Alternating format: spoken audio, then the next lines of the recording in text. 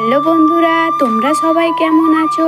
আশা করি তোমরা সবাই সুস্থ আছো, ভালো আছো আর নিজের কাজে ব্যস্ত আছো। একটু সময় হলে আমার ভিডিওটা দেখে যাও। এই কদিন আগে এই গাছগুলোকে দেখো লাগানো হয়েছিল, আর দেখো তো কত বড় বড় হয়ে গেছে আর ফুলও দিতে শুরু করে দিয়েছে। আর এদিকে দেখো আমাদের বাড়ির উঠোনের অবস্থা, কারণ জানো তো এই কদিন ধরে এত বৃষ্টি পড়ছে, কদিন বলাটাই ভুল, মানে আর কি 3-4 মাস ধরে যা বৃষ্টি পড়ছে তারই মধ্যে দেখো উঠোনটার অবস্থার কিন্তু বেহাল অবস্থা হয়ে গেছে।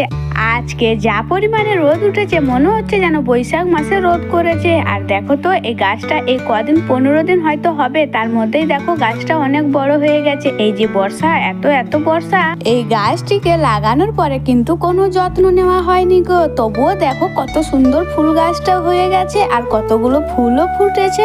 আর এখন জানো তো বন্ধুরা, আমি আর ও ঘর যাই না গো ফুল তুলতে, আমি এখানেই ফুল ভেঙে পুজো করে নি। আর এদিকে দেখো আমার ছেলের কাণ্ড, তোমরা তো সবাই জানোই এটা হচ্ছে আমার বাবুর দিদি। আর দেখো এখন ওই পুরোনো মেকআপ বক্স নিয়ে ওগুলো নিয়েই কিন্তু এই দিদিকে ও সাজিয়ে দিচ্ছে। আর জানো তো বন্ধুরা, আমার বাবু কিন্তু আমাদের সাথে যতটা খেলতে ভালোবাসে তার থেকে বেশি কিন্তু এই দিদিটার সাথে আমার বাবু সব সময় খেলা করতে ভালোবাসে। বন্ধুরা, আমার ছেলে সারাদিন কি করে আর আমি কি করি সেটার ভিডিও কিন্তু দিতে পারি না, কারণ হচ্ছে যে সারাটা দিন আমার বাবু প্রচন্ড পরিমাণে জ্বালায়, তার জন্য আমি কিন্তু ভিডিও করতে পারি না। যতটুকু সময় পাই ততটুকু সময়ের মধ্যে কিন্তু আমি একটু করে ভিডিও করে রাখি, আর ওটাকেই কিন্তু একসাথে তোমাদের সাথে শেয়ার করি। দেখো তো কতগুলো কাক উড়ছে একসাথে এক জায়গাতে। জানো তো বন্ধুরা, ওখানে একটা কাকের বাচ্চা পড়ে মারা গিয়েছিল, তার জন্যই দেখো একটা কাক উড়তে উড়তে দেখো আরো কতগুলো কাক এসে জড়ো হয়ে গেছে ওই গাছটার কাছে। অনেকক্ষণ ওড়ার পর কাকগুলো দেখো আবার এই বাড়িটার কাছে এসে বসে পড়েছে। তারপরে দেখো আমি সন্ধ্যেবেলায় সন্ধে দেওয়ার পরে দেখো রান্না করতে বসে পড়েছি। আর আমার ছেলে খাবে সুজি, তার জন্য দেখো ওর জন্য সুজি বানিয়ে দিচ্ছি। আর তোমরা তো জানোই আমার ছেলে সুজি কতটা পরিমাণে পছন্দ করে।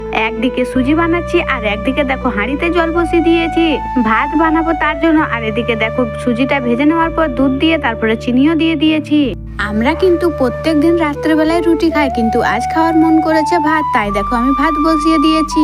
আর এখন দেখো সুজিটা হয়ে গেছে, সুজিটা নামিয়ে তারপরে আমার ছেলেকে খেতে দিয়ে দিয়েছি। আর এখন দেখো কড়াইয়ের মধ্যে তেল দিয়ে দিয়েছি তরকারি রান্না করব বলে। তো আজকের ভিডিওটা এই পর্যন্ত, ভালো লাগলে একটা লাইক কমেন্ট শেয়ার করে দিও, আর হ্যাঁ সাবস্ক্রাইব করতে কিন্তু ভুলবেন না। আর এখন দেখো তরকারি রান্না করা হয়ে গেছে আর ভাত দেখো ফুটছে।